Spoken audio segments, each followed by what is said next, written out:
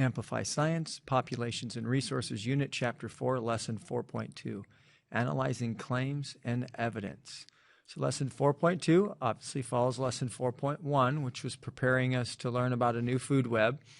Lesson 4.2 takes us closer in our ideas to our science seminar, which is in Lesson 4.3, following this lesson.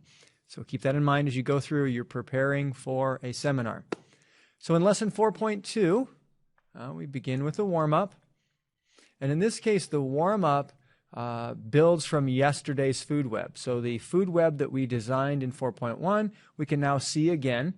Our results led to this. And they ask us a question tying back to the orange-bellied parrot. In step 2, you get a chance to discuss what's going on in the food web, trying to track population change. So in the food web, they have us determine which of these populations has increased or decreased or stayed stable. We label that on the food web based on evidence that we have.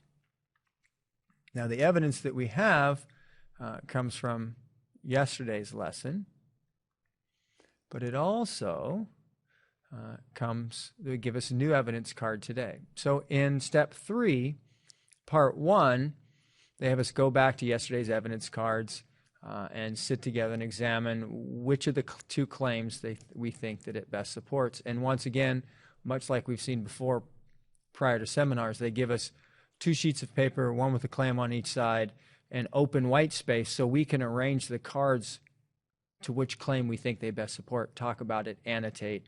This is like taking notes for the seminar. Now, when we get to part 2, they mention new evidence. And the new evidence comes in one more evidence card, card I, that gives us more information. And we're going to incorporate that information into our organizer and our discussions. And then in part 3, they have us commit. They say, okay, claim 1, claim 2, what do you think? Which cards support each one? And I know from experience that some of you say, well, maybe it's a little bit of 1, a little bit of 2. Those sorts of conclusions are up to you. Just make sure that whatever you choose, you can reference evidence and reasoning to back up your ideas. And then you'll get a chance to share this verbally in the seminar in Lesson 4.3.